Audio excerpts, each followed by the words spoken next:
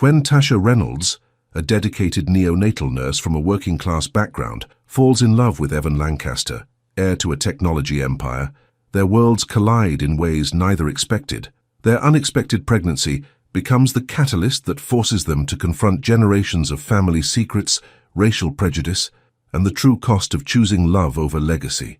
As Sterling Lancaster wages war against their relationship, Tasha must find the courage to stand up to one of Boston's most powerful men while protecting the family she's building. This is a story about breaking free from the past, fighting for what matters most, and discovering that sometimes the greatest strength comes from refusing to back down. Before we start this story, comment below from where you are watching us.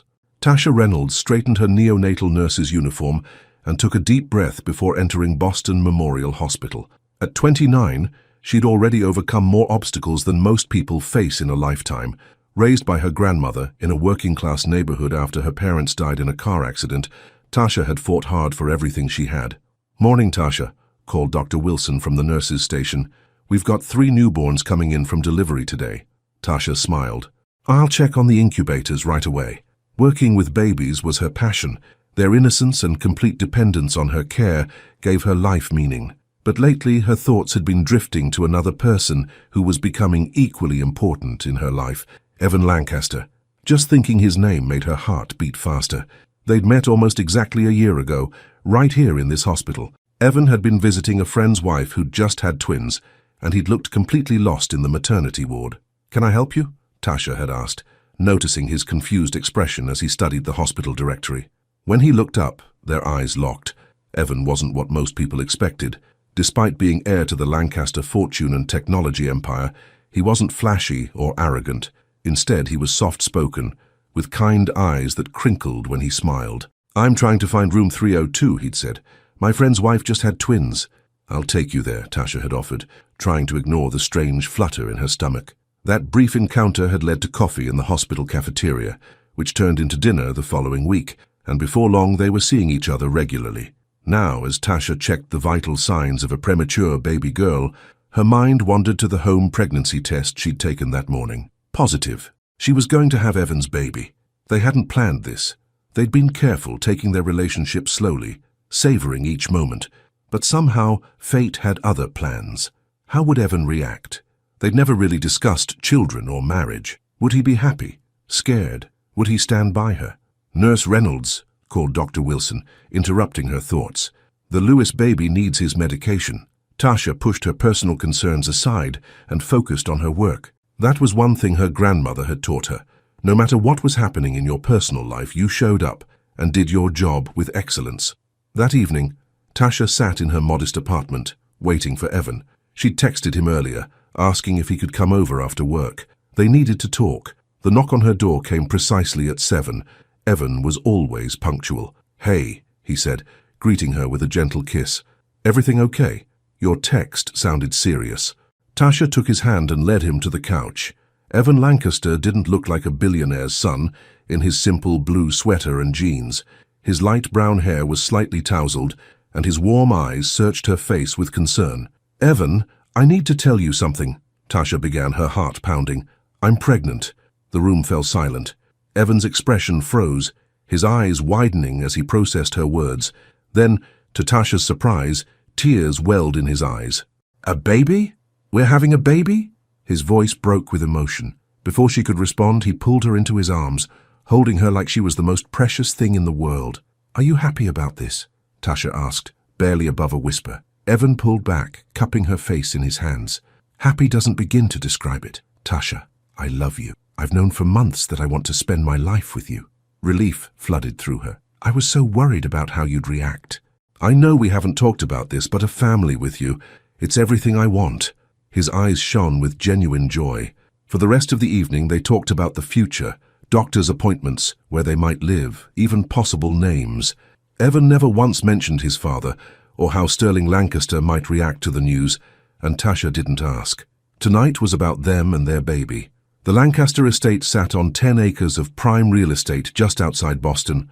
The colonial mansion, with its pillared entrance and manicured gardens, screamed old money and privilege. Evan parked his car in the circular driveway and sat for a moment, gathering his courage.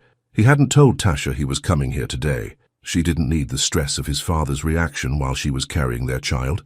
Sterling Lancaster was in his study, as usual. At 62, he still maintained the commanding presence that had helped him build Lancaster Tech into a global powerhouse. His silver hair was impeccably styled, and his custom suit fit his tall frame perfectly. "Evan," he said without looking up from his computer, "I wasn't expecting you today." "I need to talk to you, Dad," Evan said, closing the study door behind him. Something in his son's voice made Sterling look up. "What is it? Problems at the office?" Evan took a deep breath. "No, it's personal. I wanted to tell you that Tasha is pregnant. We're having a baby." The temperature in the room seemed to drop. Sterling's face hardened, his eyes turning to ice. "Tasha, the nurse." It wasn't a question. "Yes, we've been together for over a year now." Sterling stood slowly, his hands resting on his desk. "And you thought bringing a child into this situation was a good idea?" Evan straightened his shoulders. "We didn't plan it, but we're both happy about the baby." Sterling walked to the window, looking out at the estate his family had owned for generations. When he turned back, his expression was calculated and cold. "You are not having kids with that black woman." The words hit Evan like a physical blow. "Dad, listen to me very carefully," Sterling continued, his voice dangerously quiet. "The Lancaster name means something in this town, in this country. We have a legacy to protect. I don't care about the Lancaster name if it means—" "Don't interrupt me." Sterling's fist came down hard on his desk. "You think this is about race? This is about class, about appropriate matches, about what's best for the company. Tasha is brilliant and kind and—" "She's a nurse from the wrong side of town," Sterling cut in. "Do you really think she'll fit into our world? That her child will?" Evan felt sick. "Our child, Dad, your grandchild." Sterling's laugh was without humor. "Is that what you think? That I'll welcome this complication into my home, into my legacy?" He moved closer to Evan, lowering his voice. "Let me make this very clear. If you continue with this relationship, if you have this child, you can forget about your place at Lancaster Tech. Your trust fund, your inheritance, this home, all of it will be gone." "You can't do that," Evan said, but his voice lacked conviction. "Can't I? Who do you think controls everything? Who built the empire you so casually take for granted?" Sterling's smile was cruel. "Think about it, son. Is she really worth losing everything?" Over the next few weeks, Tasha noticed the change in Evan. He was still attentive, still talked about the baby with excitement, but something was different. A shadow had fallen over him. "Is everything okay?" she asked one night as they sat on her couch, watching a movie neither of them was really paying attention to. "Just work stress," Evan answered, not meeting her eyes. Tasha didn't believe him, but she didn't push. She'd learned early in life that when people wanted to share their troubles, they would. Pushing only made them retreat further. But as days turned into weeks, the distance between them grew. Evan started cancelling plans, citing meetings that ran late. When they were together, he seemed distracted, checking his phone constantly. Tasha's first ultrasound was scheduled for a Thursday afternoon. Evan had promised to be there, but at the last minute, he texted to say he couldn't make it. "Mr. Lancaster's meeting ran over," his message read. "I'm so sorry, I'll make it up to you." Tasha went alone, fighting back tears as the technician showed her the tiny heartbeat flickering on the screen. "Would you like a picture for Daddy?" the technician asked kindly. Tasha nodded, wondering if Evan would even want it. That night she lay awake, her hand resting on her still flat stomach. She wasn't showing yet, but she knew her body was changing, growing their child. What had happened to them? Everything had been perfect until she told Evan about the baby. He'd seemed so happy at first, but now a terrible thought occurred to her. What if Evan had only pretended to be happy about the baby? What if, deep down, he didn't want this child, didn't want her? No, she couldn't believe that. The joy in his eyes had been real. Something else was wrong, something he wasn't telling her. Her phone buzzed with a text. "I miss you," Evan had written. "Can I come over tomorrow?" Tasha texted back a simple, "Yes," then put her phone aside. Tomorrow, she would get answers. This silence between them had gone on long enough. Maria Gonzalez had worked for the Lancaster family for over 20 years.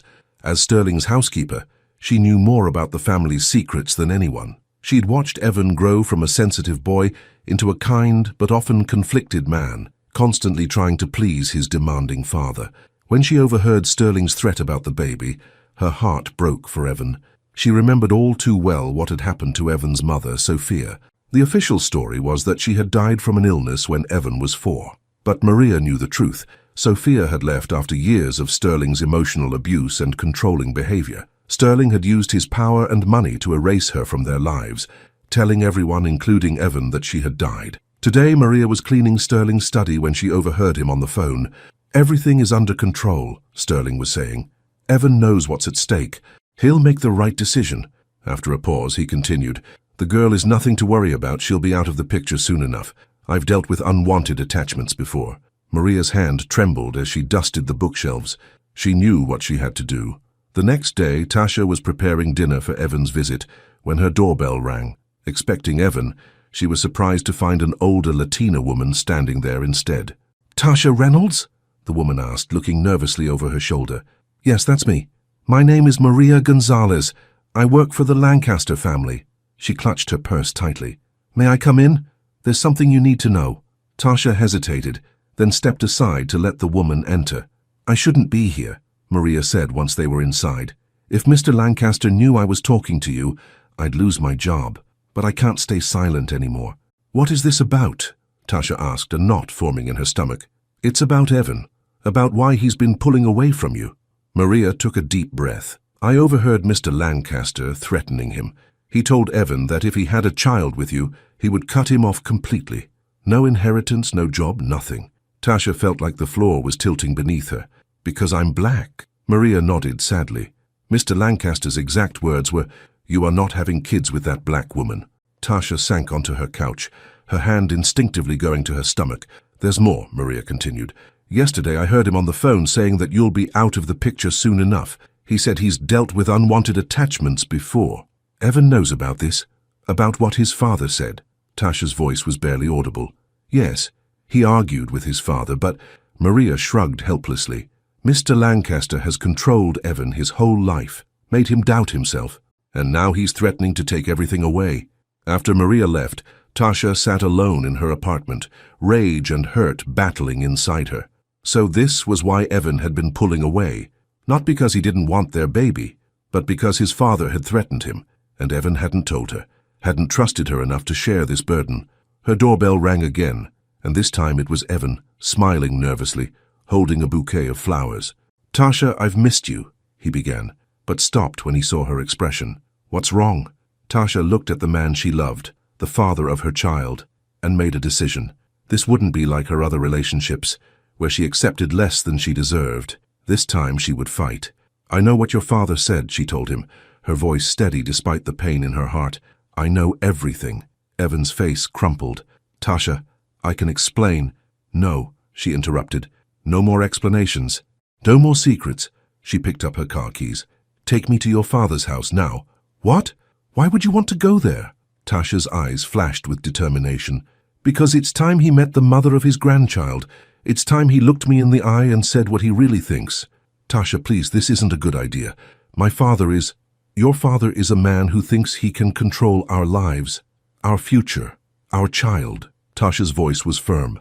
"But he's about to learn that he can't. Are you with me on this, Evan? Or are you with him?" Evan looked at her, conflict clear in his eyes. Then slowly he nodded. "I'm with you. Always." As they drove toward the Lancaster estate, Tasha's mind raced. She didn't know exactly what she would say to Sterling Lancaster, but she knew one thing for certain. She wasn't backing down. Not from this man, not from anyone who threatened her family, because that's what they were now. A family. Her, Evan, and their unborn child. And families protected each other, fought for each other. The Lancaster mansion came into view, its imposing structure rising against the darkening sky. Tasha felt a momentary flutter of fear, but pushed it aside. Her grandmother hadn't raised her to cower before men like Sterling Lancaster. "Are you sure about this?" Evan asked as they parked. Tasha looked at him, seeing the worry in his eyes, but also something else. Pride in her strength. "I've never been more sure of anything in my life," she answered, opening her car door. "It's time to face your father." They walked to the front door, Tasha's head held high, her heart beating steady and strong. Whatever happened next would change their lives forever. The Lancaster mansion was even more intimidating up close. Tasha stood at the massive front door, Evan beside her, his face pale but determined. "You don't have to do this," he said softly. Tasha squeezed his hand. "Yes, I do. For us, for our baby." Before Evan could ring the bell, the door swung open. Maria, the housekeeper, stood there, her eyes widening when she saw Tasha. "Mr. Evan, Miss Reynolds," she whispered urgently. "Mr. Lancaster is having dinner with the board members. Everyone is in the dining room." "Thank you, Maria," Evan said, giving her a meaningful look. He knew she must have been the one to tell Tasha the truth. Maria stepped aside, worry etched on her face. "Please be careful," she murmured as they passed. The sound of male laughter and clinking glasses grew louder as they approached the dining room. Tasha hesitated for just a moment, then squared her shoulders and walked forward. The long mahogany table was filled with men in expensive suits. At the head sat Sterling Lancaster, a crystal glass of scotch in his hand, looking every inch the powerful billionaire. His silver hair caught the light from the chandelier above, and his face was animated as he finished telling a story that had the whole table laughing. The laughter died instantly when Tasha walked in, Evan at her side. Sterling's smile vanished, replaced by cold fury. "What is the meaning of this?" he demanded, placing his glass down with deliberate control. The other men shifted uncomfortably, sensing the tension. "I apologize for the interruption, gentlemen," Evan said, his voice stronger than Tasha had expected. "But something important has come up. Could you give us the room, please?" The board members glanced at Sterling, who gave a tight nod. They filed out quickly, eyes averted, murmuring awkward goodbyes. When the last man closed the door behind him, Sterling stood slowly, his knuckles white as he gripped the edge of the table. "How dare you bring her here," he said to Evan, not even looking at Tasha. "During a business dinner, no less." "Her name is Tasha," Evan replied, "and she's carrying your grandchild." Sterling's cold gaze finally shifted to Tasha. "So, Miss Reynolds, you've decided to force your way into my home." Tasha met his stare without flinching. "I'm here because I deserve to hear it from you directly. No more secrets, no more threats behind my back." "I don't know what you're talking about," Sterling said smoothly. "Don't lie to her, Dad," Evan cut in. "Maria told her everything, about how you threatened to cut me off if I stayed with Tasha, about how you said I shouldn't have a child with her." Sterling's eyes flashed to the door. "That woman is fired." "No, she's not," Evan said firmly. "Not if you want me to continue working at Lancaster Tech." A tense silence filled the room. Tasha took a step forward, placing herself directly across the table from Sterling. "I came here to tell you something, Mr. Lancaster," she said, her voice steady and clear. "This baby will never carry your name, because it will carry mine." Sterling's face flushed with anger. "You think you can come into my house and threaten me? Do you have any idea who I am? What I can do?" "I know exactly who you are," Tasha replied, a man so afraid of what others might think that he'd reject his own grandchild. "Afraid?" Sterling laughed bitterly. "I built an empire from nothing. I don't fear anything or anyone." "Then why are you so desperate to keep me away from your son, from your family?" Tasha challenged. Sterling's eyes narrowed. "The Lancaster name means something in this world. It opens doors, creates opportunities. I won't have it diluted or complicated by—" "By what?" Tasha demanded. "Say it. By a black woman? By a child who won't look like you?" Sterling's jaw tightened. "By someone who doesn't understand our world, our responsibilities. Someone who will never fit in." Evan stepped forward, placing his hand on Tasha's shoulder. "You're wrong, Dad. Tasha understands more about responsibility and integrity than you ever have." "Don't be naive, Evan," Sterling snapped. "You think this is about love? It's about your future, about the company, about everything I've built for you." "No," Evan shook his head. "It's about control. It always has been." Sterling's expression hardened. "You have a choice to make, son. Right here, right now. Her or your birthright." The room fell silent. Tasha felt her heart pounding, but kept her face calm. She wouldn't beg, wouldn't plead. This was Evan's decision to make. Evan looked at his father, then at Tasha, his eyes filled with a new clarity. "There's no choice to make, Dad. I choose my child. I choose Tasha." Sterling's face contorted with rage. "Then get out of my house, both of you, and don't expect a penny from me or a place at my company." "Fine," Evan said, his voice steady. "I'll clear out my office tomorrow." He took Tasha's hand and turned to leave. As they reached the door, Sterling called after them. "You'll regret this, Evan. When the novelty wears off, when you realize what you've thrown away, don't come crawling back." Evan paused, looking back at his father. "The only thing I regret is not standing up to you sooner." Outside, the night air felt clean and fresh after the stifling atmosphere of the mansion. Tasha took a deep breath, suddenly feeling the weight of what had just happened. "Are you okay?" she asked Evan, who was staring at the house where he'd grown up. "No," he admitted, his voice breaking slightly. But I will be. He turned to her, taking both her hands in his. Tasha, I'm so sorry. I should have told you what my father said. I should have stood up to him weeks ago. Tears filled Tasha's eyes. Why didn't you? Did you think I couldn't handle it? Evan shook his head. No, it wasn't that. I was scared. Not of losing the money or the company, but of failing you, of not being strong enough to build a life without all this. He gestured at the mansion. My whole life has been defined by being a Lancaster. I didn't know who I'd be without it. And now? Now I know that being your partner, being a father to our child, that's who I want to be. He pulled her close, his tears falling freely now. I was raised by a man who taught me that power meant silence. But you taught me to speak. Tasha held him as he sobbed, his body shaking with years of pent-up emotion. She'd never seen him this vulnerable, this raw, and it made her love him even more. As they drove away from the Lancaster estate, Evan looked lighter somehow, as if a burden had been lifted from his shoulders. Where to now? Tasha asked softly. Evan smiled, a real smile that reached his eyes. Home, your apartment, if that's okay. We can figure out the rest tomorrow. That night, as they lay together in Tasha's small bedroom, Evan's hand resting protectively on her stomach, Tasha felt a sense of peace she hadn't experienced in weeks. They had a difficult road ahead, but they would face it together. The next morning, Evan went to Lancaster Tech to clean out his office. He'd worked at the company since graduating from college, slowly working his way up, despite his father's constant criticism. The employees watched in shocked silence as he packed his personal items into a cardboard box. His assistant, Jenny, followed him anxiously. Mr. Lancaster, Evan, is this really happening? Are you really leaving?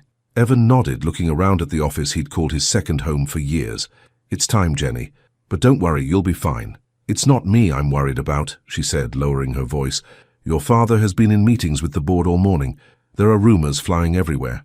Let them talk, Evan said, placing the last of his belongings in the box. I'm done caring what people in this building think. As he was about to leave, Jenny handed him a small key. Before I forget, this came for you earlier. It's for your safe deposit box at First National. The messenger said it was urgent. Evan frowned, taking the key. I don't have a safe deposit box at First National. Jenny shrugged. That's what he said. Maybe it's a mistake. Evan pocketed the key. His curiosity piqued. He'd stopped by the bank on his way back to Tasha's. At the bank, the manager led Evan to a private room where the safe deposit box waited. This box has been maintained for almost 30 years, the manager explained. The annual fee is automatically paid from an account set up for that purpose. But I never opened this box, Evan said, confused. The manager checked his records. The box was opened by a Sophia Lancaster in 1995. You're listed as the only person authorized to access it upon your 30th birthday or in the event you asked for it specifically. Evan's heart skipped a beat. Sophia Lancaster, his mother's name, the mother he barely remembered, who had died when he was 4. With trembling hands, he inserted the key and opened the box. Inside was a sealed envelope with his name written on it in elegant handwriting and a small flash drive. The manager discreetly left the room, giving Evan privacy. He opened the envelope and began to read. My darling Evan, if you're reading this, then something has happened to break you free from your father's control.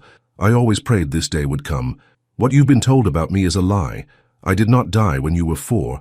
Your father forced me out of your life, threatening to use his money and power to take you from me completely, if I didn't go quietly. He made me choose between fighting a losing battle to stay in your life, or leaving so that someday, when you were old enough, we might have a chance to reconnect. It was the hardest choice I've ever made, but I hope that one day you would understand. On the drive you'll find photos, letters and documents, proof of everything I'm telling you.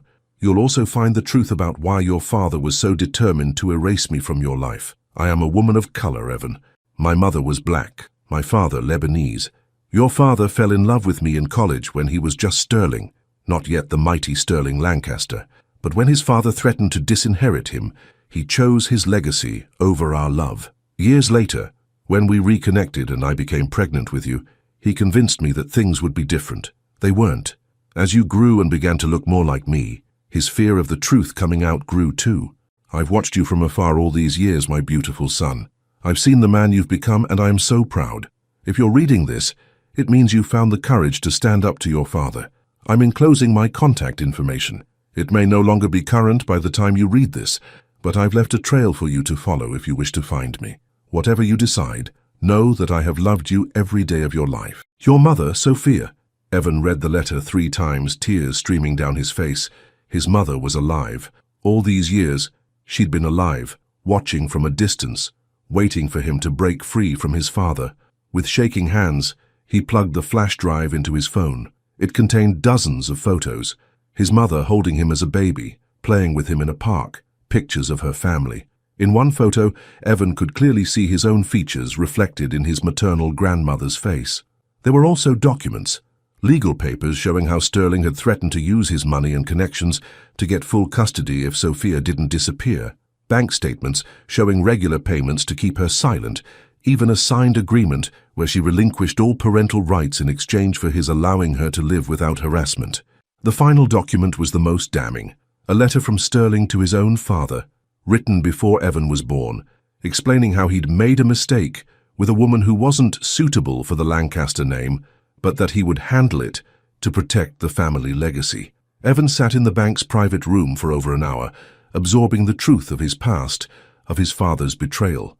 Everything made sense now. His father's reaction to Tasha, his desperate need to control Evan's life, his obsession with the Lancaster name and legacy. When he finally left the bank, he had only one thought. He needed to tell Tasha. She needed to know that this fight was about more than them. It was about generations of silence, shame, and erasure. Tasha was at work when Evan called. "I need to see you," he said, his voice urgent. "I found something about my mother." "Your mother? Evan, what are you talking about?" "I can't explain over the phone. Can you take a break? Meet me at the coffee shop across from the hospital?" 20 minutes later, they sat in a quiet corner of the cafe, Evan's hands shaking as he pushed the letter across the table to Tasha. She read it slowly, her eyes widening. "Oh my God, Evan, your mother is alive." He nodded, still struggling to process it himself. "And she's a woman of color. My father's been lying to me my entire life." Tasha reached for his hand. "This explains so much about his reaction to us, to our baby. He's not just racist, Tasha. He's ashamed of his own past, of once loving someone like my mother, like you." Evan's voice broke. "He spent my whole life trying to mold me into someone who would never make the same mistake he did." "Which was what? Falling in love with a woman of color?" "No," Evan said, his eyes meeting hers. "His mistake was giving in to his father's threats, choosing money and status over love." Tasha sat back, taking it all in. "What are you going to do? Will you try to find her?" Evan nodded. "The contact information in the letter is old, but there are other leads on the flash drive. I want to find her, Tasha. I want our child to know their grandmother." "Of course," Tasha said, squeezing his hand. "We'll find her together." As they sat in the cafe making plans for their future, neither noticed the man watching them from across the street, taking photos with a long-lens camera. Sterling Lancaster was not a man accustomed to losing. When Evan failed to return his calls over the next few days, his anger grew. How dare his son defy him this way, after everything Sterling had done to secure his future, to protect the Lancaster legacy. "Mr. Lancaster," his secretary's voice came through the intercom. "Mr. Bridges is here to see you." "Send him in," Sterling ordered. Rick Bridges was the kind of man who operated in shadows. As Lancaster Tech's head of security, he handled the problems that couldn't be solved through normal channels. "What did you find?" Sterling demanded as soon as the door closed. Bridges placed a folder on the desk. "They're staying at her apartment. He's been making calls to headhunters, setting up interviews with Lancaster Tech's competitors." Sterling's jaw tightened. "That ungrateful." "There's more," Bridges interrupted, sliding a photo across the desk. It showed Evan and Tasha sitting in a cafe, looking at papers spread between them. He accessed a safe deposit box at First National yesterday, one registered to Sophia Lancaster. The color drained from Sterling's face. "That's impossible. Those records were sealed.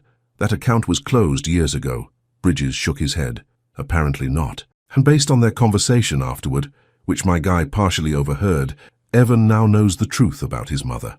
Sterling stood abruptly, turning to look out the window at the Boston skyline. After a long moment, he spoke, his voice dangerously calm. "I want everything you can find on Tasha Reynolds. Every detail, every weakness, every skeleton in her closet. I want to know who her friends are, who her enemies are, what her weaknesses are." "Sir, if I may," Bridges hesitated. "Maybe it's time to let this go. Your son seems serious about this woman." Sterling turned, his eyes cold. I didn't ask for your opinion. I built this company, this legacy, from nothing. I didn't sacrifice everything to have it destroyed by my son's poor judgment. What exactly are you planning to do? Bridges asked carefully. Sterling smiled, a smile that didn't reach his eyes. Whatever is necessary to protect the Lancaster name. Whatever is necessary to bring my son back where he belongs. That evening, Tasha returned home to find Evan surrounded by boxes, a determined look on his face. What's all this? She asked, setting down her purse.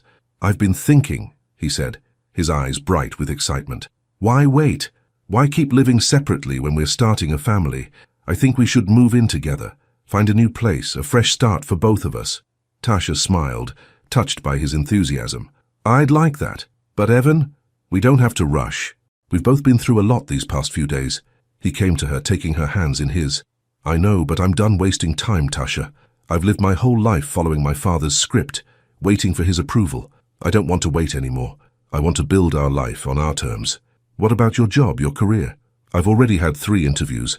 Turns out there are plenty of companies interested in hiring someone with my experience, especially if it means getting access to Lancaster Tech's client list. He grinned. I'll be fine. We'll be fine. Tasha looked at this new Evan, confident, decisive, free from his father's shadow, and felt her heart swell with love. Okay, she said softly. Let's do it. Let's find our own place. Evan pulled her close, his hand gently resting on her still flat stomach. I can't wait to tell our baby this story someday. How their mother walked into that dining room and changed everything. Tasha laughed. I was terrified, you know. My knees were shaking the whole time. You could have fooled me, Evan said, his eyes filled with admiration. You were magnificent. As they stood in the small apartment, making plans for their future, neither could have guessed the lengths to which Sterling Lancaster would go to destroy their happiness. The battle had only just begun. In his mansion, Sterling sat alone in his study, a glass of scotch in his hand, staring at an old photograph he'd kept hidden for decades. It showed a much younger version of himself, with a beautiful woman with dark skin and curly hair, both of them smiling carefree and in love. Sophia, the woman he'd once loved enough to defy his own father until the pressure became too great, and he chose the Lancaster legacy over his heart. He'd spent decades burying that part of himself, convincing himself he'd made the right choice, and now his son was making the same mistake, falling for a woman who would never be accepted in their world. Except Evan wasn't making a mistake. He was showing the courage that Sterling himself had lacked all those years ago. With a sudden surge of rage, Sterling hurled his glass against the wall, watching it shatter into 1,000 pieces. No, he wouldn't allow it. He'd worked too hard, sacrificed too much to build the Lancaster empire. He wouldn't let his son throw it all away for some nurse and their half-black child. He picked up his phone and dialed a number. It's me, he said when the call was answered. I need you to dig deeper on Tasha Reynolds. Everyone has secrets. Find hers. As he hung up, Sterling glanced again at the photograph of himself and Sophia. For just a moment, regret washed over him. Then he opened his desk drawer, dropped the photo inside and slammed it shut. Some ghosts were better left buried, and some threats needed to be eliminated before they could destroy everything he'd built. 2 months passed quickly. Tasha's pregnancy was beginning to show, a small but definite bump that Evan loved to rest his hand on at night. They had found a modest 2-bedroom apartment in a diverse neighborhood, not far from the hospital where Tasha worked. It wasn't the luxury Evan was used to, but he seemed happier than Tasha had ever seen him. How did the interview go? Tasha asked as Evan returned home, loosening his tie. Really well, he said, kissing her before collapsing onto their couch. They seemed impressed with my ideas for expanding their tech division. Tasha sat beside him, tucking her feet under her. That's the 3rd interview this month. You're in high demand, Mr. Lancaster. Not as high as I'd be if my father wasn't blacklisting me with half the companies in Boston, Evan said with a wry smile. But it doesn't matter. The right opportunity will come along. Despite Sterling's attempts to sabotage his career, Evan had remained optimistic. He'd even started consulting work with a few smaller tech companies, using his knowledge and connections to help them grow. Any news about your mother? Tasha asked gently. Evan's expression softened. Actually, yes. I hired a private investigator, and he thinks he's found her. She's living in Montreal now, working as an art professor. Montreal? That's not far. Tasha squeezed his hand. Are you going to contact her? I already did. Evan's voice trembled slightly. I sent her an email this morning, explaining who I was, asking if she'd be willing to meet. "Oh, Evan." Tasha pulled him close. "That must have been so hard. The hardest email I've ever written," he admitted. "What do you say to the mother you thought was dead for 27 years? What if she doesn't want to see me?" "She will," Tasha assured him. "You read her letter. She's been waiting for this moment." Before Evan could respond, his phone chimed with an email notification. They both froze, looking at each other. "It could be anyone," Tasha said, but they both knew it wasn't. With trembling hands, Evan checked his phone. His eyes filled with tears as he read the screen. "It's her," he whispered. "She wants to meet. She says she's been waiting for this day for so long." Tasha held him as he cried. Tears of joy and grief mingled together. Another piece of the life Sterling had stolen from him was finally being restored. In his office at Lancaster Tech, Sterling reviewed the latest report from Rick Bridges. His investigation into Tasha Reynolds had turned up disappointingly little. No criminal record, no financial troubles, not even a parking ticket. The woman was frustratingly above reproach. "There has to be something," Sterling muttered, flipping through the pages. "Everyone has secrets." His phone rang, interrupting his thoughts. The caller ID showed a Montreal area code. His blood ran cold.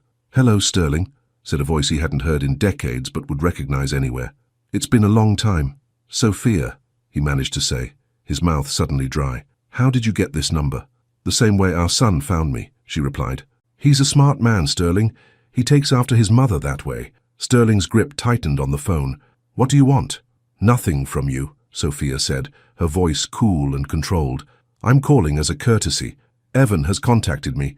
We're meeting next week. I thought you should know." "Stay away from him," Sterling warned. Our agreement was that I would stay away until he turned 30 or until he found me himself," Sophia interrupted. "The second condition has been met. I've kept my side of the bargain for 27 years, Sterling. I won't be kept from my son any longer. If you tell him everything, he already knows everything," Sophia said. "About us, about your father, about the choices you made. He found the documents I left for him." Sterling felt a cold dread settling in his stomach. "You had no right."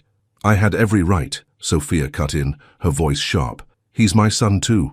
And unlike you, I've spent every day of the last 27 years regretting that I let you separate us." There was a pause before she continued, her voice softer now. "He's in love, Sterling, with a woman who sounds remarkable.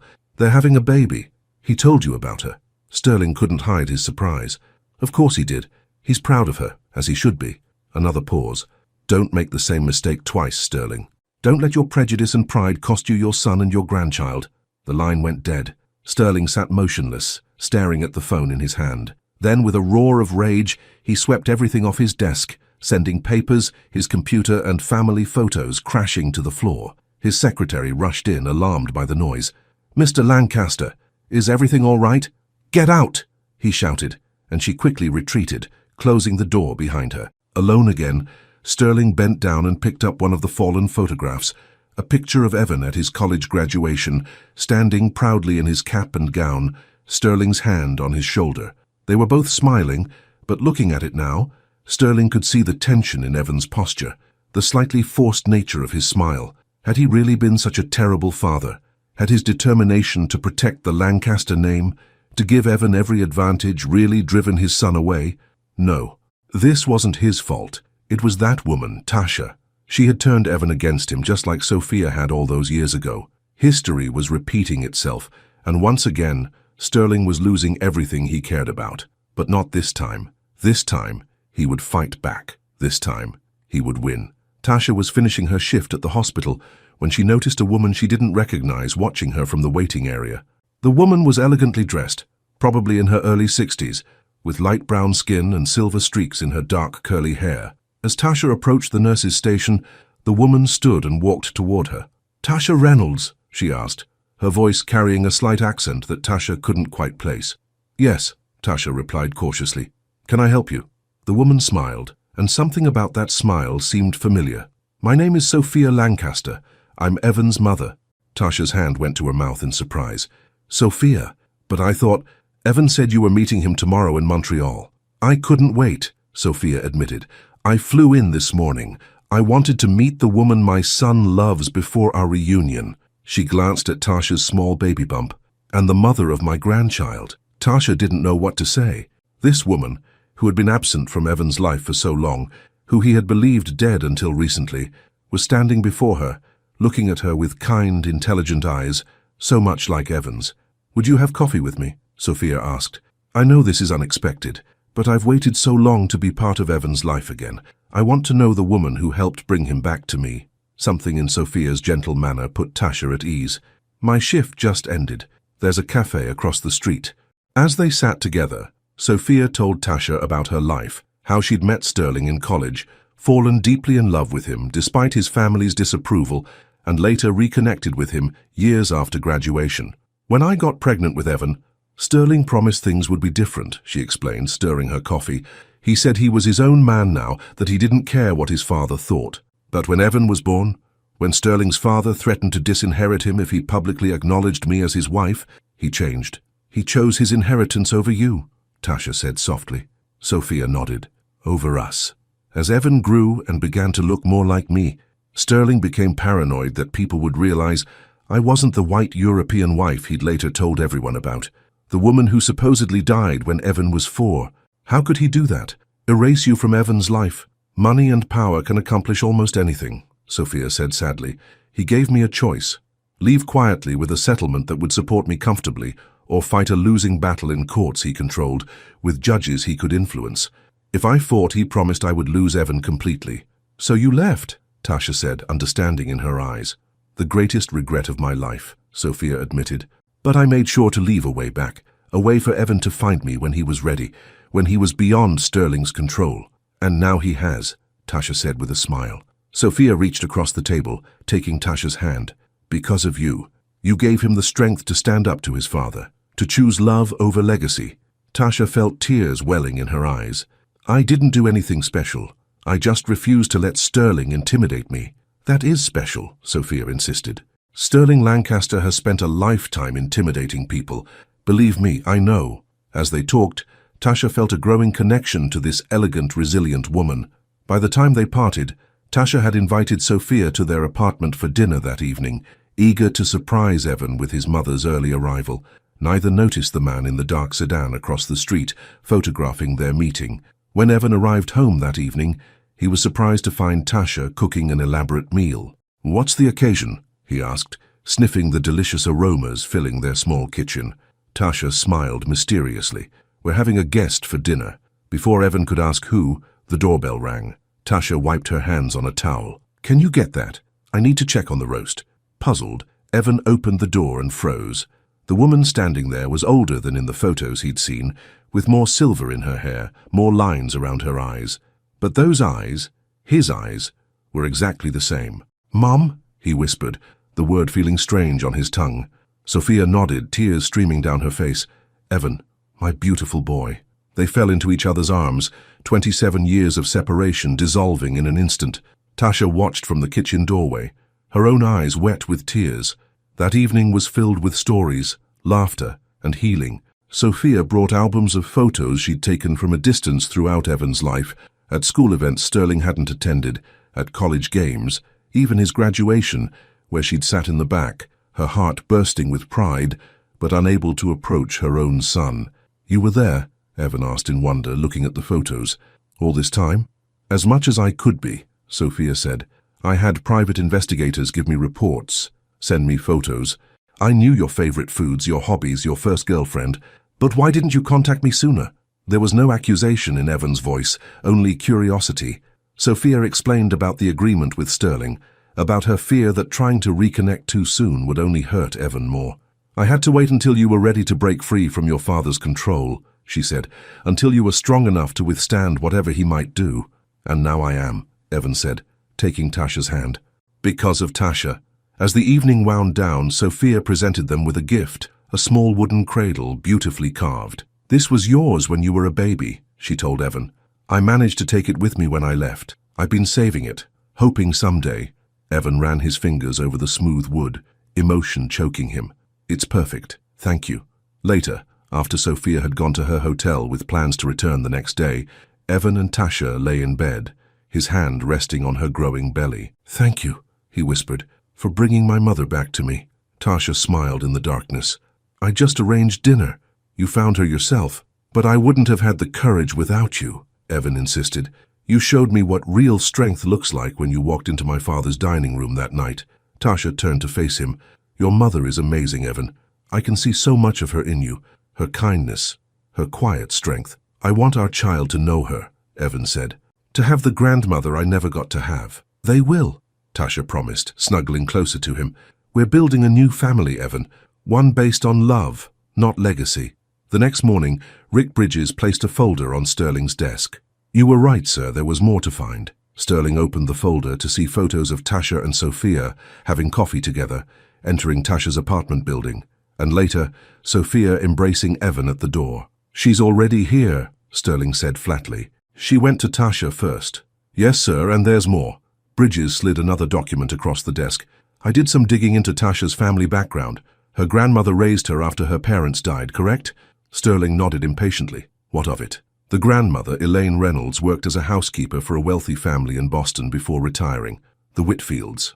Sterling stiffened. The Whitfields were old rivals of the Lancasters, a family his father had battled in business for decades. I spoke with some of the staff who knew her, Bridges continued.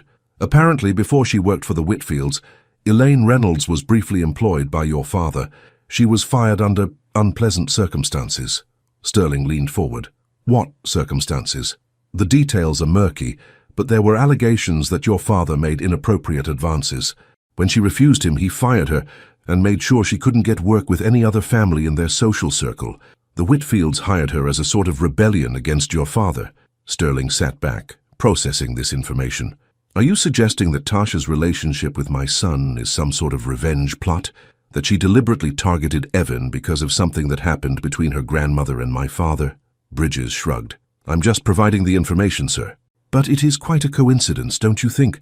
The granddaughter of a woman your father wronged, now carrying the Lancaster heir? Sterling's mind raced with possibilities. This could be exactly what he needed, a way to drive a wedge between Evan and Tasha. Does Tasha know about this connection? He asked. Unknown, sir, but her grandmother is still alive, living in a nursing home just outside the city. Sterling stood, a new energy in his movements. Arrange a meeting. I want to speak with Elaine Reynolds myself. The nursing home was clean but modest, nothing like the luxury facilities Sterling was accustomed to. Elaine Reynolds sat in a wheelchair by the window of her room, a crocheted blanket across her lap, despite the warm spring day. At 86, she was frail, but her eyes were sharp and alert. Mr. Lancaster, she said when the nurse introduced him. I never thought I'd see another Lancaster in my lifetime. Sterling put on his most charming smile. Mrs. Reynolds, thank you for agreeing to see me. Curiosity, she said bluntly. That's the only reason you're here instead of being told to go to hell. Sterling's smile faltered slightly. He dismissed the nurse with a nod and took a seat opposite Elaine. I understand you once worked for my father, he began. For a brief, unpleasant time, Elaine confirmed, before the Whitfields saved me from destitution. I've recently learned about the circumstances of your departure from our household, Sterling said carefully. If my father behaved inappropriately, your father was a predator, Elaine cut in, her voice strong despite her age. And when I wouldn't give him what he wanted, he made sure I couldn't find decent work anywhere in Boston society. If not for the Whitfields taking me in, my daughter and I would have been on the streets. Sterling nodded solemnly. I'm sorry for what you endured. My father was a complicated man. He was a monster in an expensive suit, Elaine corrected. Much like his son from what I hear. Sterling stiffened. I beg your pardon? Elaine's eyes narrowed. You think I don't know who you are? What you've done? Tasha tells me everything. Ah, Tasha, Sterling said, trying to regain control of the conversation. Your granddaughter. She's involved with my son, as I'm sure you know. Involved? Elaine scoffed. They're in love. They're having a baby. Your grandchild. Yes, well, that's actually why I'm here. Sterling leaned forward. I'm curious, did you ever tell Tasha about your history with my father? Elaine studied him for a long moment. Why do you want to know? Simple curiosity, Sterling said smoothly. Family history. Liar, Elaine said flatly. You're fishing for something, trying to find a way to break them up. Sterling dropped the pretense. Did you send your granddaughter after my son as some sort of revenge against my family? Elaine laughed. A surprisingly robust sound from such a frail-looking woman. You really are a piece of work. You think I orchestrated a romance between Tasha and your son from my nursing home bed? That she'd carry a child as part of some decades-old vendetta? Stranger things have happened, Sterling said stiffly. Get out, Elaine said, her voice suddenly hard. Get out before I call the nurse and have you thrown out. Sterling stood, straightening his suit jacket.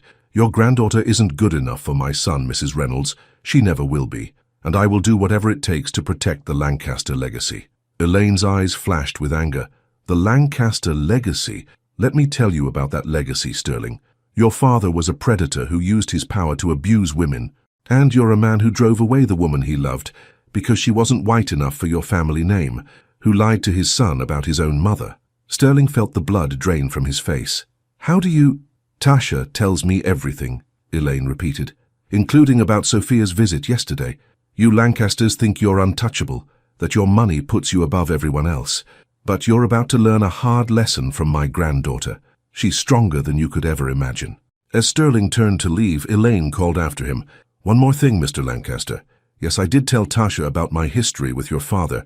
I told her when she was 16, so she'd understand that rich men like you see women like us as disposable. That lesson kept her strong, kept her from letting anyone treat her as less than she is. Sterling left the nursing home, his mind churning. He hadn't gotten what he'd hoped for, proof of some conspiracy, but he had something almost as useful. Tasha knew about the bad blood between their families. She'd known all along. Whether she had deliberately targeted Evan or not didn't matter now. The seed of doubt had been planted. All Sterling needed to do was make sure Evan found out that Tasha had kept this family connection secret from him.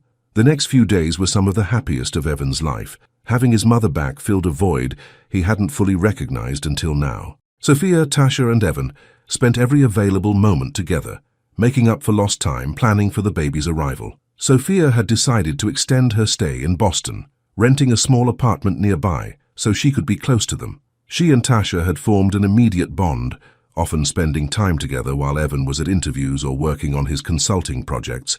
She's amazing, Tasha told Evan as they prepared for bed one night. I see so much of you in her, or I guess so much of her in you. Evan smiled, his heart full. I still can't believe she's really here, that she's been watching over me all these years. She loves you so much, Evan, Tasha said, sitting on the edge of the bed. She gave up everything to protect you. Evan sat beside her, taking her hand. I've been thinking about that, about choices, about sacrifice. My father chose his legacy over love. My mother chose my welfare over her own happiness. And now it's your turn to choose, Tasha said softly. I already have, Evan said firmly. I choose you and our baby, every time, without hesitation.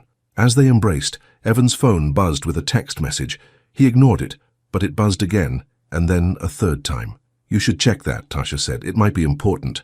Reluctantly, Evan reached for his phone. The texts were from a number he didn't recognize.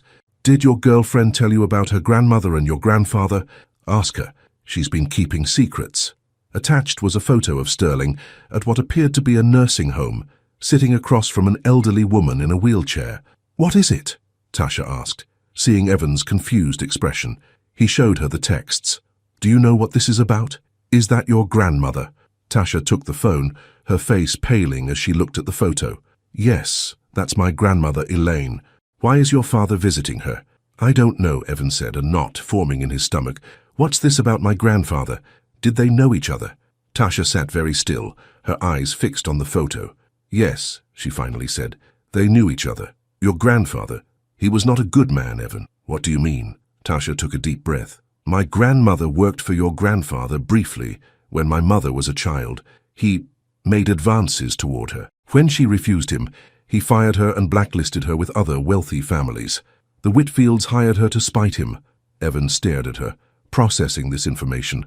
You knew about this, about our families being connected. Yes, Tasha admitted.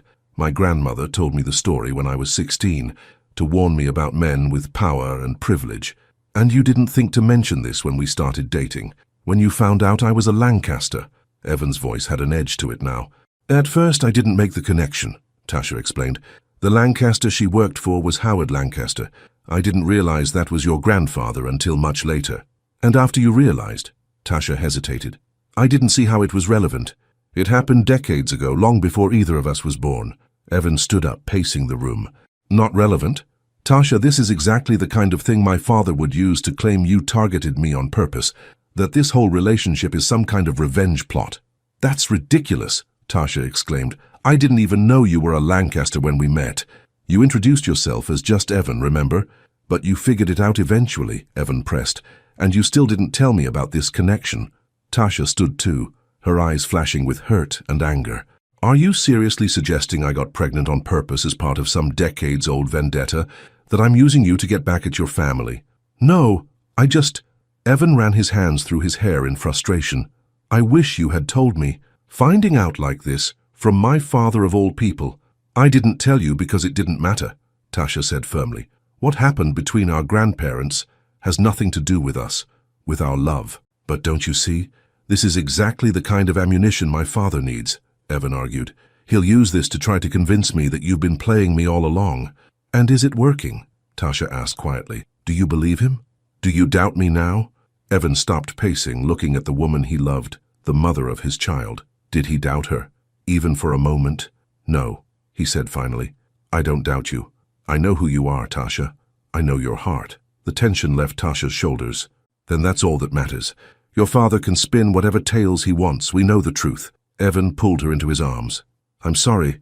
I let him get to me for a moment." "That's what he wants," Tasha said, resting her head against his chest, "to plant seeds of doubt to drive us apart." "It won't work," Evan promised. "Not ever again." But as they held each other, Evan couldn't help but wonder what other secrets might be lurking in their family's pasts, what other weapons his father might use against them. Sterling was in his study when his phone rang. It was Rick Bridges. "Sir, I've been monitoring Evan's phone as you requested. He received the texts about Tasha's grandmother."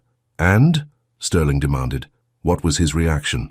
"They had an argument," Bridges reported, "but it seems they've reconciled." "The plan didn't work." Sterling gripped the phone tighter. "Keep watching them. Everyone has a breaking point." As he hung up, his gaze fell on the latest report from his investigator. Information about Tasha's medical history. Something caught his eye, a detail that seemed insignificant at first glance but might prove useful. A slow smile spread across Sterling's face. Perhaps he'd been approaching this all wrong. Why try to convince Evan that Tasha was using him when he could make Tasha believe that Evan would never fully accept her? He picked up his phone again, dialing a new number. It was time for a more direct approach. The following afternoon, Tasha was surprised to receive a call from Boston Memorial Hospital's administrative office. "Ms. Reynolds, we need you to come in to discuss an irregularity in your employment file," the administrative assistant explained. "It's rather urgent." "I'm off today," Tasha said, puzzled. "Can it wait until tomorrow?" "I'm afraid not. It won't take long, but it needs to be addressed immediately." Reluctantly, Tasha agreed to come in. She was 30 minutes pregnant now, and while the morning sickness had subsided, she still tired easily. She'd been looking forward to a quiet day at home. When she arrived at the hospital, she was directed not to the HR office as expected, but to a private conference room. When the door opened, she froze. Sterling Lancaster sat at the table, impeccably dressed as always, a manila folder in front of him. "What is this?" Tasha demanded. "Why am I here?" "Please, sit down, Ms. Reynolds," Sterling said, gesturing to the chair across from him. "I think it's time we had a proper conversation, just the two of us." "I have nothing to say to you." Tasha turned to leave. "Not even about your medical history?" Sterling's voice stopped her. "About the condition you haven't disclosed to my son?" Tasha's hand froze on the doorknob. Slowly she turned back to face him. "What are you talking about?" Sterling opened the folder, pretending to consult the papers inside. 3 years ago, you were hospitalized for complications related to an earlier miscarriage. The doctors found scarring that might make future pregnancies high risk." The color drained from Tasha's face. "How did you get my medical records? That's illegal." Sterling shrugged. "I merely ask questions. People tend to answer when I ask." "That information is private," Tasha said, her voice shaking with anger, "and it's between me and Evan." "But you haven't told him, have you?" Sterling pressed. "About the increased risks to you and the baby? About the possibility of complications?" Tasha's silence was answer enough. Sterling closed the folder, his expression softening in a way that seemed almost genuine. "I'm not here to threaten you, Tasha. Contrary to what you might think, I don't want to see you or my grandchild harmed." "Then why are you here? Why dig into my medical history?" "Because I want you to understand what you're getting into with my son," Sterling said. "The Lancaster legacy comes with responsibilities, pressures. Evan wasn't raised to handle crises, to deal with hardship." "You don't know your son at all," Tasha said. "Evan is stronger than you think." "Is he?" Sterling raised an eyebrow. Strong enough to handle a high-risk pregnancy, potential complications with the baby, the possibility of losing you both. Tasha felt a chill run through her. Are you threatening me? No, Sterling said, standing. I'm warning you. Evan will fall apart if anything happens to you or that baby. He'll blame himself for defying me, for choosing a path that put you at risk. He moved closer, his voice softer now. I have the best doctors in the country at my disposal, the finest care available. All of it could be yours, could protect you and my grandchild, if you were part of the Lancaster family officially. What are you suggesting? Tasha asked, though she already knew. Come back to the fold, Sterling said simply. Convince Evan to return to Lancaster Tech, to his rightful place. Allow me to be part of my grandchild's life. In return, you'll have everything you need to ensure a safe pregnancy and delivery. Tasha stared at him, incredulous. You're trying to blackmail me with my own health concerns. I prefer to think of it as offering solutions, Sterling corrected. The path you and Evan are on is risky. Your health, his career prospects, your financial security, all uncertain. I'm offering certainty, safety. At the cost of our freedom, our self-respect. Tasha shot back. Sterling sighed, as if disappointed by her reaction. Think about it, Tasha. Not for me, not even for Evan, for your baby. What kind of mother puts pride above her child's welfare? The words hit Tasha like a physical blow. She placed a protective hand over her belly, fighting back tears of rage and fear. Get out of my way, she said through clenched teeth. Sterling stepped aside, allowing her to reach the door. The offer stands, Tasha, for now, but pregnancy complications can arise quickly, unexpectedly. When they do, remember that I could have prevented it. Tasha yanked the door open, then paused, turning back to face him one last time. You know what's sad, Mr. Lancaster. You could have had it all. A son who respects you, a daughter-in-law who could have learned to care for you, a grandchild who adores you. Instead, you'll die alone, surrounded by your money and your precious legacy, but not a single person who truly loves you. She walked out, her head high despite the tears streaming down her face. Sterling watched her go, her words echoing uncomfortably in his mind. Alone in the conference room, he took out his phone and made a call. It's me, he said when the line connected. I want you to arrange a consultation with Dr. Miller. Tell him it's about high-risk pregnancy management. Perhaps Tasha was right. Perhaps he had approached this all wrong from the beginning. Tasha sat in her car outside the hospital, trying to regain her composure before driving home. Her hands trembled as she rested them on her growing belly. Sterling's words echoed in her mind, stoking fears she'd been trying to ignore. She hadn't told Evan about her previous miscarriage, or the doctor's warnings about potential complications. It had happened before she met him, and when she'd discovered she was pregnant, she'd been so caught up in their joy that it hadn't seemed necessary to bring up past sorrows. But Sterling was right about one thing. Her pregnancy was higher risk than most. Her doctor had already scheduled more frequent checkups and additional tests. What if something did go wrong? What if Evan blamed himself for choosing a path that meant less financial security, less access to top medical care? No, she shook her head firmly. She wouldn't let Sterling manipulate her like this. She and Evan would face whatever came together, as they had everything else. She started the car and headed home, determined to tell Evan everything. No more secrets between them, not even ones meant to protect. When Tasha arrived at their apartment, she found Evan and Sophia sitting at the kitchen table, papers spread out before them. There you are, Evan said, looking up with a smile that faded when he saw her face. What's wrong? You look upset. Tasha took a deep breath. We need to talk, all of us. Over the next hour, Tasha told them everything, about her meeting with Sterling, his attempts to manipulate her with her medical history, his offer of help in exchange for their compliance. He has no right, Evan said, his face flushed with anger. Accessing your medical records, trying to use your health against you, it's beyond cruel. I'm not surprised, Sophia said sadly. Sterling has always believed that money and power can solve any problem, control any situation. I should have told you about my medical history, Tasha said to Evan. The miscarriage happened 3 years ago. There was some scarring that could complicate this pregnancy. Evan took her hands. Why didn't you tell me? At first, because it was painful to talk about, Tasha admitted. Then when I found out I was pregnant, I didn't want to overshadow our happiness with worry. My doctor knows everything. She's monitoring me closely. We'll get through this together, Evan assured her. Whatever happens, whatever care you need, we'll find a way. Sophia had been quiet, listening carefully. Now she spoke up. Actually, I may have a solution. She reached for her purse and pulled out a checkbook.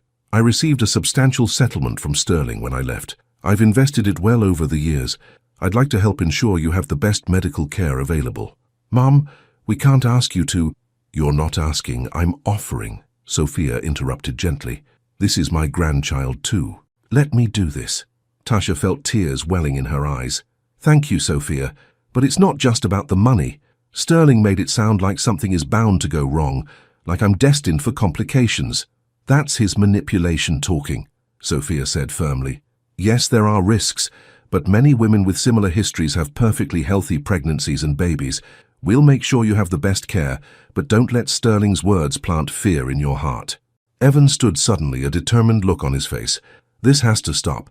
His games, his manipulation, his attempts to control our lives. What are you going to do? Tasha asked. I'm going to talk to him. One last time. Evan, no, Sophia protested. You know how he is. He'll only try to manipulate you too. I'm not the same man I was a few months ago, Evan said. I won't let him get to me again. Tasha stood, taking his hands. Are you sure about this? Evan nodded. I need to make it clear that his behavior is unacceptable, that if he wants any relationship with us, with his grandchild, he needs to change. I'm coming with you, Tasha said firmly. No, Evan shook his head. In your condition, after what he just put you through, I need to do this alone. Tasha wanted to argue but saw the determination in his eyes. This was something Evan needed to do by himself. Okay, she agreed reluctantly, but promise me you won't let him get into your head. I promise, Evan said, kissing her gently. Sterling was surprised when his secretary announced that Evan was waiting to see him. He'd expected Tasha to keep their meeting a secret, at least temporarily. Send him in, Sterling ordered, quickly arranging his face into a neutral expression. Evan entered, looking more confident and composed than Sterling had ever seen him. There was a new strength in his posture, a clarity in his eyes that was almost unnerving. Evan, Sterling greeted him, this is unexpected. Have you reconsidered my offer to return to the company? No, Evan said simply, taking a seat without being invited. I'm here about Tasha, about your meeting with her today. Sterling's expression didn't change. I see she told you. Of course she did. We don't keep secrets from each other, Dad. Not anymore. Evan leaned forward. What you did, accessing her medical records, using her health concerns to try to manipulate her, it stops now. I merely pointed out the realities of your situation, Sterling said smoothly. A high-risk pregnancy requires resources, the best medical care, resources I can provide. Mom is helping us with the medical expenses, Evan countered. Tasha will have excellent care. Sterling couldn't hide his surprise. Sophia, she's involved in this now? She's going to be our child's grandmother, Evan said. Of course she's involved. Sterling felt a flash of something unexpected. Jealousy, perhaps, at the thought of Sophia having a relationship with his grandchild when he was shut out. I see, he said, his voice tighter than before. And you think her help is enough? That you can provide the kind of life a Lancaster should have without me, without the company? This isn't about being a Lancaster, Evan said. It's about being a family, something you seem to have forgotten how to be. Sterling stood abruptly, moving to the window. You have no idea what I've sacrificed for this family. For you. You're right, Evan agreed, his voice softer now. I don't know, because you never talk about it. You never talk about Mom, about why you really sent her away. Sterling didn't respond, his back still turned. Was it worth it, Dad? Evan pressed. Giving up the woman you loved to please your father? Losing those years with her? With me? Sterling's shoulders tensed. I did what I had to do to secure your future. No, Evan said. You did what was easiest. What protected your inheritance, your position? You chose your father's approval over your own happiness, over our family. Sterling turned slowly, his face uncharacteristically vulnerable. You don't understand what it was like. My father was— he was a difficult man to please. I understand better than you think, Evan said. I spent my whole life trying to please you, doing everything you wanted, swallowing my own dreams and desires just to earn your approval. The words hit Sterling like a physical blow. Was that true? Had he done to Evan exactly what his own father had done to him? I didn't realize, he began, then stopped. That's the problem, Dad. You never realized how your actions affected others. Mom, me, and now Tasha. Sterling moved back to his desk, suddenly looking older, more tired. What do you want from me, Evan? Why are you really here? I want you to stop trying to control us, Evan said simply. I want you to accept Tasha as the woman I love, as the mother of your grandchild, and I want you to decide what kind of grandfather you're going to be. One who is part of our child's life, or one who is merely a distant, wealthy relative we tell stories about? Sterling was silent for a long moment. And if I can't accept her, if I believe she's not right for you for the Lancaster name, then that's your loss, Evan said, standing. Because she is right for me. She makes me stronger, happier, more myself than I've ever been. As Evan turned to leave, Sterling called out, "She knows about Howard, you know, about what happened with her grandmother. She kept that from you." Evan paused at the door. "She told me everything, Dad, and unlike you, I understand why she hesitated to share it. She didn't want the past to poison our future." He looked back at his father. "Maybe that's a lesson you should learn." After Evan left, Sterling sat motionless behind his desk. His son's words echoed in his mind, alongside Tasha's parting comment about dying alone. Was that truly his fate? To end his days surrounded by wealth and accomplishments, but devoid of genuine connection? For the first time in decades, Sterling Lancaster found himself questioning the choices that had defined his life. The next few months passed quickly. Tasha's pregnancy progressed with careful monitoring from her medical team, supplemented by specialists Sophia helped them afford. Despite Sterling's dire warnings, there had been no serious complications, though Tasha was advised to begin her maternity leave earlier than planned. Evan had found a position with a promising tech startup, taking a significant pay cut from his Lancaster tech salary, but finding more fulfillment in work that valued his ideas and vision. He'd also continued his consulting work on the side, slowly building a reputation independent of the Lancaster name. They'd moved to a slightly larger apartment with a proper nursery, decorated with furniture Sophia had lovingly selected and artwork Tasha's grandmother had made. Elaine Reynolds had been delighted to learn about Tasha's pregnancy and had immediately begun crocheting blankets and booties for her great-grandchild. When Tasha told her about Sterling's visit and his attempts to use their family history against them, Elaine had merely laughed. "That man is still fighting battles that ended decades ago," she'd said. "But you and Evan are writing a new story. Don't let the past cast shadows on your future." There had been no further contact from Sterling. Evan had made peace with that, focusing instead on the family they were building: Tasha, the baby, Sophia, and Elaine. It wasn't the legacy he'd been raised to expect, but it was richer, warmer, more genuine than anything he'd known growing up in the Lancaster mansion. At 7 months pregnant, Tasha glowed with health despite her occasional discomfort. Her body had changed dramatically, her small bump now a prominent belly that Evan loved to rest his hands on, feeling their baby kick and shift. "Have you decided on a name yet?" Sophia asked one evening as they sat in the living room after dinner. Evan and Tasha exchanged a look. "We have," Evan said. "If it's a girl, we're thinking Elaine Sophia Reynolds Lancaster." Sophia's eyes filled with tears. "And if it's a boy?" "David James Reynolds Lancaster," Tasha said. "David after my father, and James after my maternal grandfather," Sophia finished, smiling through her tears. "The man my mother always said was the love of her life. We want our child to carry the names of people who understood what family really means," Evan explained. "Not just bloodlines or legacies, but love and sacrifice and acceptance." Sophia reached out, squeezing both their hands. "I'm so proud of you both, so grateful to be part of this family." As they talked about the upcoming baby shower, none of them noticed the black sedan parked across the street or the man inside watching their building with a thoughtful expression. The baby shower was a small but joyful affair, held in the community room of their apartment building. Tasha's colleagues from the hospital, friends from the neighborhood, Sophia and Elaine, who had insisted on coming despite her frail health, gathered to celebrate the new life that would soon join them. The room was decorated with yellow and green streamers and balloons, as they'd decided not to learn the baby's sex beforehand. Gifts piled up on a table, practical items like diapers and onesies, handmade blankets and toys, books and baby gear. "You're glowing," Tasha's friend Maria from the hospital said, handing her a gift bag. "Pregnancy suits you." Tasha smiled, resting a hand on her rounded belly. "I never expected to feel this good at 7 months. The specialists Sophia found have been amazing." As the party progressed, Evan seemed increasingly nervous, checking his watch frequently. "Everything okay?"